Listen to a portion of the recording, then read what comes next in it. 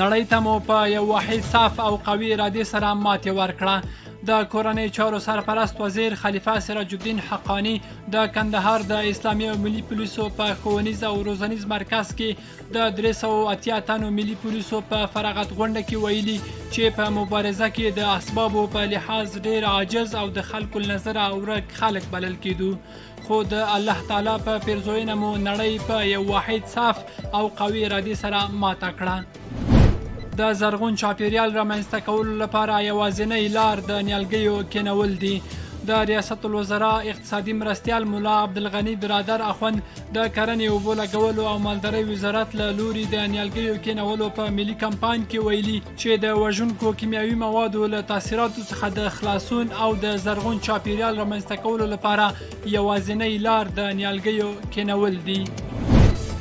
اسلامي امارت د عصري زده کړو ملاتړی دی. د ریاست الوزرا د دفتر رئیس ډاکټر مولا عبدالواسع د خصوصي ښوونځیو د ټولنې له رئیس او غړو سره په لیدنه کې ویلي چې اسلامي امارت د عصري او لوړو زده کړو ملاتړ کوي او هیوادوالو ته په دې برخه کې د امکاناتو او اسانتیاوو په برابرولو کار کوي.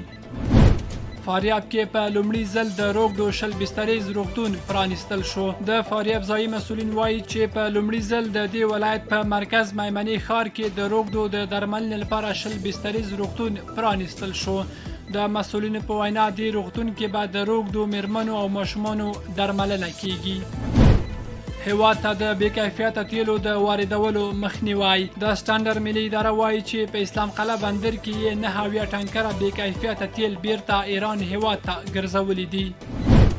بلوچستان کې چاودنې 22 پولیسو ته مرګ ژوبله اړولې. پاکستاني رسنیو راپور ورکړی چې د بلوچستان په کچي ولسوالۍ کې د پولیسو په یو موټر د ځانمرګي برید پر مهال 9 پولیس وژل شوي او 14 نور ټپیان دي.